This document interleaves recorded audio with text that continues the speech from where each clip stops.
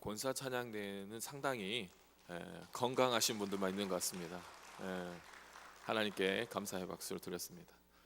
왜 건강하신 분들만 계신가 생각을 해보았습니다. 앉아 계신 분이 없어요.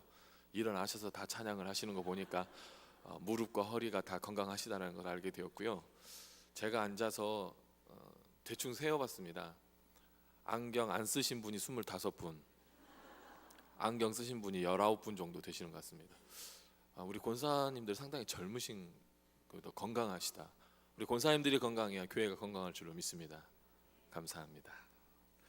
요즘 제가 살고 있는 집을 한마디로 표현하면 6.25 때 난리는 난리도 아닙니다. 뭐 아시는 분들은 아시겠지만 네, 아주 둘에서 셋이 늘어나는 순간부터 그 난리는 정말 6.25를 생각할 수 있을 만큼의 상당히 힘든 과정들의 연속을 지금 살고 있습니다. 그래서 요즘 제가 가장 많이 듣는 말 베스트 3를 한번 정해봤습니다. 3위로는 목사님 축하합니다. 2위로는 사모님 괜찮으세요. 1위는 보신 분들에 한해서 그러겠죠. 아이가 참 예쁩니다. 네, 중요한 게 있습니다. 그래서 아이가 참 예쁩니다. 기분 참 좋은 얘기입니다. 그러나 저는 썩 그렇게 기분이 좋진 않습니다. 아빠 닮아서를 앞에 넣어주면 참 좋을 텐데 지금까지 그런 분이 정확하게 한 분 계셨습니다. 그분 이름을 정말 거론하고 싶은데 그분의 또 프라이버시가 있기 때문에 하진 않겠습니다. 다 좋습니다. 산모의 산통을 어떻게 말로 다 표현할 수 있겠습니까?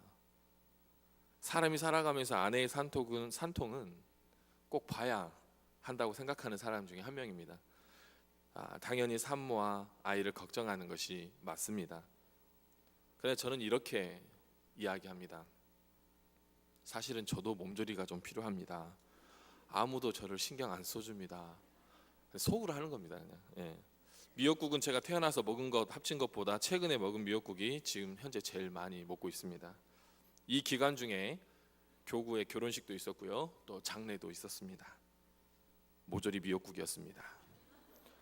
북엇국을 줬던 장례식장에는 제가 간 날 역시 미역국을 줬습니다. 심지어 어제 저녁 우리 잘 아는 서귀포 의료원 장례식장은 국수를 주기로 유명하지요. 어제 미역국을 먹었습니다. 참, 이런 상황들, 이런 순간들을 생각하면서 그럼 요즘 우리가 많이 듣는 말이 무엇일까도 생각해 보았습니다.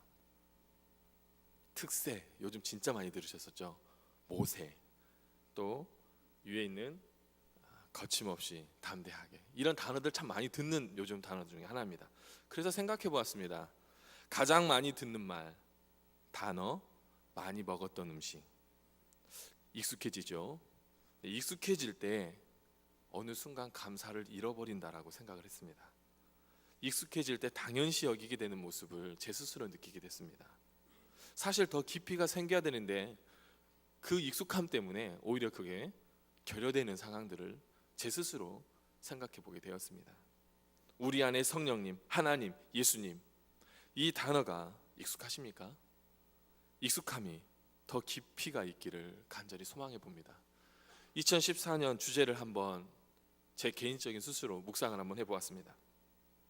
이러한 일을 감당하기 위해 우리가 다짐해야 할, 그리고 생각해야 할 부분을 오늘 본문을 통해서 한번 나누고자 이 말씀을 준비해 보았습니다. 거침없이 담대하게 하기 위해서는 분명히 성령님의 인도하심과 조명하심이 있어야 하면 당연합니다. 이 모든 사역들을 이 주제와 이 캐치프레이즈를 걸고 나아갈 때에 우리의 힘은 분명히 한계가 있다라고 생각을 했고, 그 힘 위에 분명히 무언가가 우리를 덮어야 되고 우리를 이끌어야 되고 우리가 그 이끌림을 당해야 된다라고 생각을 하게 되었던 것입니다.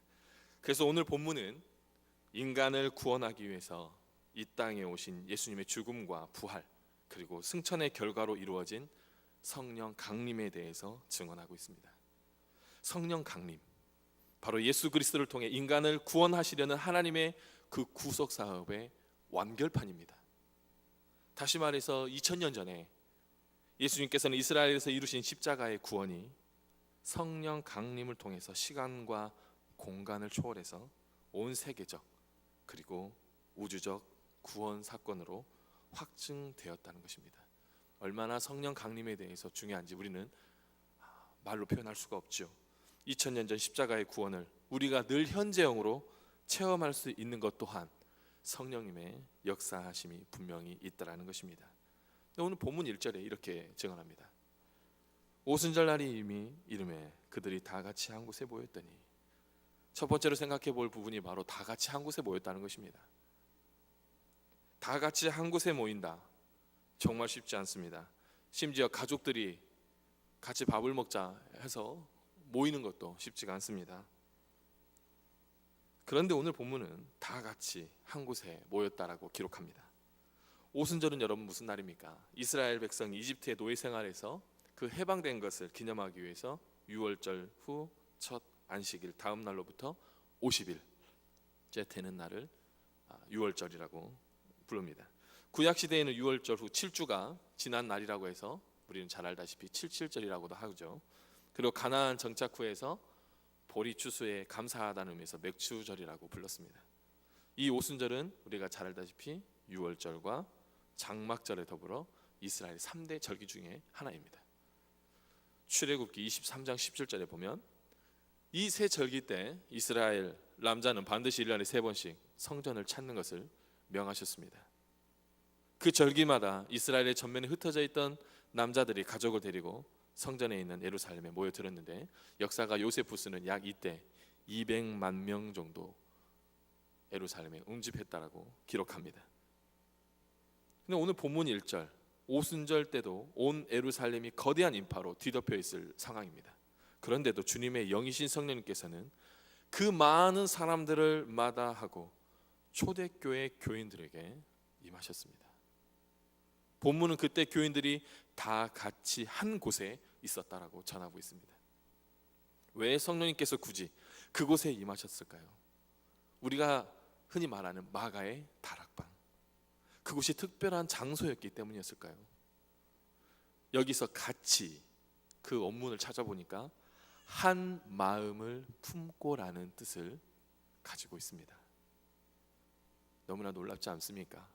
다 같이 그 마음 속에, 그 다 같이라는 단어 속에 한 마음을 품고 있는 사람들이 모여 있다라는 것이죠.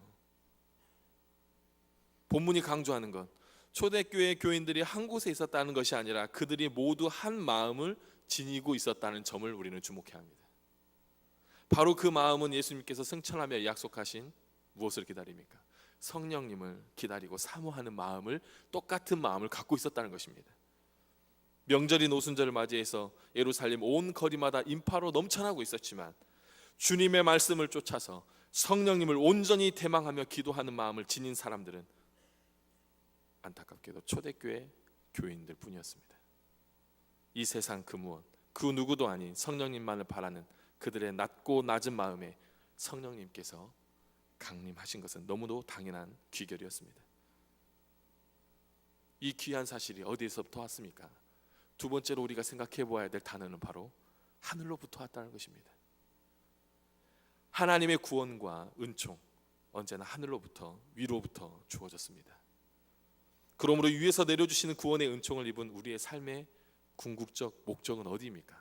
세상이 아닙니다. 우리가 이 세상에 사는 것, 이 세상을 하나님 나라로 일구기 위함, 우리가 가야 할 궁극적 목적지가 하나님이 계시는 하나님 나라임을 본문은 다시금 우리를 깨닫게 해주심으로 확신합니다. 그렇다면 믿음이란 무엇입니까? 그건 바로 높은 데를 지향하는 것임을 깨닫는 것입니다. 다시 말해서 우리의 중심이 위로, 하나님이 계시는 하늘로 향하는 것이 믿음이라는 것입니다. 골로새서 3장 1절과 2절의 말씀을 보면, 그러므로 너희가 그리스도와 함께 다시 살리심을 받았으면 위의 것을 찾으라. 그리스도께서 하나님 우편에 앉아 계시느니라. 위의 것을 생각하고 땅의 것을 생각하지 말라. 참된 신앙생활은 위를 쳐다보고 위의 것을 구하는 것입니다. 위의 것을 생각하고 위의 것을 실천하는 것입니다. 위를 향한다는 것, 우리가 얼핏 잘못 생각하면 우리의 마음이 높아지고 교만해짐을 의미할 거라고 생각하지만 결코 아닙니다. 마음이 낮고 낮은 사람만이 그 마음을 위를 향해 하나님을 우러러 보게 된다라는 것입니다.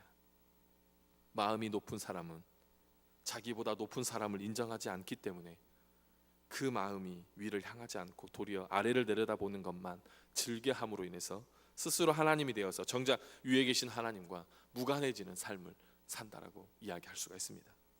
오늘 주일날 설교도 나왔듯이 40년 동안 광야 생활을 한 이스라엘 백성들에게 날마다 위에서 떨어지는 만나와 메추라기로 살게 하심, 그것은 바로 무엇입니까? 위로부터 내려주시는 은총 없이는 단 하루도 제대로 생존할 수 없음을 그들의 삶으로 경험하게 해주신 분이 바로 하나님이시라는 것입니다. 구름 기둥 보십시오. 구름 기둥이 움직이면 행진을 계속하였습니다. 구름이 멈추면 그들도 멈추었습니다. 구름이 움직이는 한 그들은 눈도 붙이지 못하고, 구름이 1년 동안 움직이지 않으면 그들도 1년 내내 꼼짝하지 않고 그 자리에 머물렀습니다. 구름은 땅에 있지 않고 하늘 높이 있었습니다. 높은 곳에서는 땅에서 볼 수 없는 것을 볼 수 있습니다.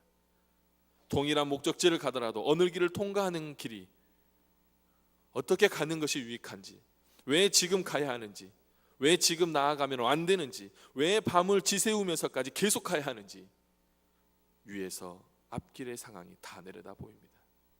바로 그 구름 기둥은 위에 계신 하나님의 상징이었습니다. 사랑하는 성도 여러분, 하나님 나라의 실현, 담대하게 거침없이 담대하게 이런 일을 우리가 한 마음으로 품고 한 곳에 모여서 무엇을 바라는 것입니까? 하나님의 이끌림, 하나님의 이끌어 주심, 하늘에서부터 내려오는 그 신령한 것을 붙잡고 나아가는 저와 여러분이 되기를 간절히 소망합니다. 하나님께서 위에 계시기에 인간의 앞길을 훤히 내려다보고 계십니다. 우리의 삶을 보고 계십니다. 왜 가야 하는지, 왜 멈춰야 하는지, 왜 빠르고 편한 길을 제쳐놓고 가장 멀고 힘든 길을 돌아가야 하는지 하나님께서는 다 아십니다. 어떤 경우에도 위에 계신 하나님께서 자신들을 위해 결정하신 최상의 은총임을 믿었기 때문입니다. 저와 여러분도 이런 믿음이 있기를 간절히 소망합니다. 결국 이집트에서 해방된 이스라엘 백성들이 약속의 땅 가나안에 입성하기 전 하나님께서는 40년 동안 그들을 광야에서 훈련시킨 그들의 중심 무엇이었습니까? 위를 지향해라. 인간의 중심이 위를 향할 때만 위에서부터 부어주시는 삼위일체 하나님의 은총 속에서 어떤 상황이든지 진정한 사람으로 살아갈 수 있다는 것을, 진정한 교회가 될 수 있다는 것을 하나님께서는 분명하게 말씀해 주고 계신다는 것입니다. 참된 그리스도인, 언제 어디서나 그 마음이 하나님이 계신 위를 향하는 사람임을 저는 확신합니다. 참된 교회는 그 중심이 위를 향하는 사람들의 모임이라는 것을 저는 확신합니다. 이 귀한 것들을 다 같이 같은 마음을 품고 하늘에 위에서 내려오는 그 귀한 신령한 것들을 받은 자들이 오늘 본문 마지막에 어떠한 단어가 또 기록되고 있습니까? 성령의 충만함을 받았다는 것입니다. 오순절 성령 강림이 이전에는 성령님께서 역사하신 적이 없었습니까? 아닙니다. 우리가 잘 알다시피 창세기 1장 2절에 태초에 성령님께서 수면 위에 운행하고 계셨음을 증언합니다. 요셉은 이집트의 파라오의 난해한 꿈을 성령님의 감동으로 해석했습니다. 모세와 여호수아 역시 성령님의 도우심 속에서 출애굽과 가나안 정복의 대업을 이루었습니다. 나사렛의 마리아가 동정녀의 몸으로 예수 그리스도를 잉태한 것도 그녀에게 임하신 성령님의 역사였습니다. 특히 오늘 본문을 통해서 성령 세례는 반드시 신비로우면서도 뜨거워야 하는 것으로 이해합니다. 하지만 그것은 지극히 주관적입니다. 또 개인적이고 느낌이요 경험이므로 각자의 신앙 체질과 영적 상태에 따라 다를 수밖에 없습니다. 성경 기록합니다. 급하고 강한 바람, 불의 혀, 그렇지만 단정 짓지는 않았습니다. 우리 예수님은 이에 반해서 다 성령의 충만함을 받고라고 단정적으로 증언하고 계십니다. 바로 어떤 이에게는 용광로의 불처럼 뜨겁게 임할 수도 있고 태풍보다 강하게 임할 수도 있다는 것입니다. 그러나 어떤 이에게는 새벽의 정막보다 더 고요하게 임할 수도 있다는 것입니다. 이처럼 성령님께서 임하실 때 우리의 각자의 느낌이나 체험은 다 다릅니다. 다를 수도 있습니다. 그러나 정말 우리가 성령님의 사람이 된다면 우리에게 나타나는 공통적인 결과는 같아야 됩니다. 성령 충만한 삶을 사는 것, 똑같은 마음을 가지고 하늘에서 주시는, 위에서 주시는 그 귀한 하나님의 음성과 메시지를 붙잡고 나아가는 사람들이 가져야 될 성령 충만함의 마음을 가지고 나가야 된다는 것입니다. 그러나 우리는 여기에서 성령 세례와 성령 충만을 때로는 혼동할 때가 참 많습니다. 그래서 어떤 경우에는 기회가 있을 때마다 특별한 집회 같은 것에서 성령 세례 받기를 원하는 사람이 아주 의외로 많습니다. 그러나 성령 세례와 성령 충만은 단어가 다르듯이 의미도 상당히 다릅니다. 성령 세례와 성령 충만은 이재철 목사님이 글에 이런 표현을 쓰셨습니다. 성령 세례와 성령 충만은 결혼과 사랑의 관계라고 기록되어 있습니다. 성령 세례는 결혼은 배우자와 한 번 행하는 예식입니다. 때로 은혼식과 금혼식 같은 특별한 경우를 제외하고는 결혼하여 이미 자신의 배우자가 된 사람과 기분이 좋다고 해서 다시 결혼식을 올리거나 매년 결혼 기념일마다 결혼 예식을 반복하는 사람은 아무도 없습니다. 바로 성령 세례도 평생 한 번 받는 것이라고 이재철 목사님이 이야기를 합니다. 그러면 성령 충만은 사랑과 같다라고 이야기를 합니다. 사랑은 무엇입니까? 사랑은 단 한 번에 걸친 요식행위나 이벤트가 아닙니다. 서로 사랑하여서 결혼만 한다고 절로 사랑이 깊어지는 것이 아니죠. 결혼했기에 그 순간부터 부부는 매일 더 깊이 사랑해야 하고 날마다 사랑의 훈련을 게을리하지 말아야 합니다. 사랑 없는 결혼이 당사자들의 삶을 황폐하게 하듯이 성령 충만함이 없는 삶이란 바로 그리스도인의 영성을 고갈시킨다라고 기록하고 있습니다. 사랑하는 성도 여러분, 2014년도가 우리에게 벌써 1월하고도 둘째 주가 지나고 있습니다. 하나님께서는 우리에게 똑같은 마음, 같은 마음을 품기를 원하십니다. 그러나 그 마음은 사람이 사람을 모이게 하는 것은 정말 어렵습니다. 사람이 똑같은 생각을 갖게 하는 것 정말 어렵습니다. 그래서 하나님께서는 우리에게 성령님이라는 정말 귀하신 분을 이 자리에 우리 마음 가운데, 우리 교회, 우리 삶 가운데 보내주셨습니다. 그래서 성령님을 통하여서 같은 마음과 하나님께서 주시는 그 귀한 것들을 가지고 살아가기를 소망하십니다. 그러면서 그 모든 같은 마음과 생각들과 비전들이 성령 충만함을 통해서 이루어지시기를, 또 이루어지기를 하나님이 간절히 원하고 계십니다. 그렇습니다. 2000년 전 오순절에 강림하신 성령님께서는 다시 하늘로 올라가지 않으셨습니다. 저 멀리 바다 건너 혹은 산 너머에 계신 것도 아니죠. 성령님께서는 바로 여러분 가운데, 여러분 삶에, 여러분의 심령에 분명히 계십니다.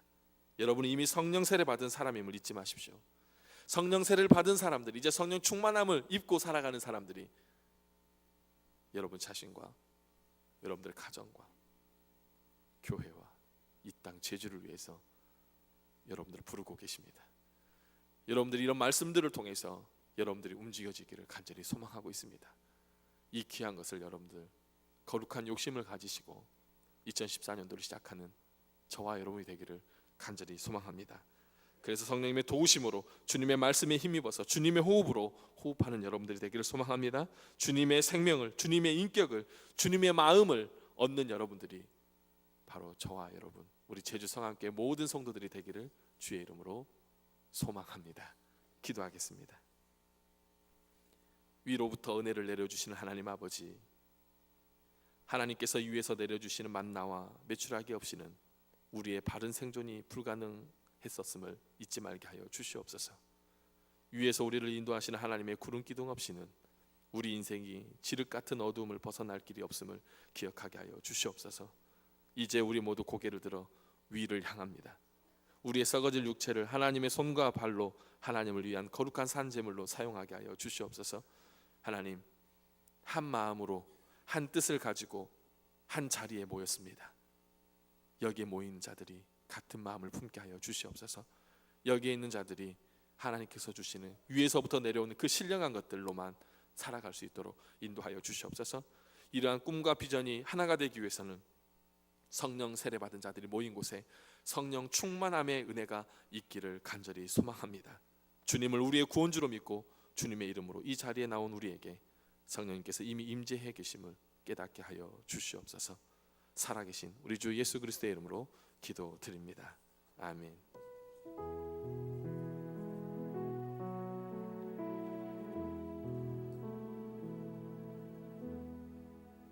시간 예랑의 찬양이 있겠습니다.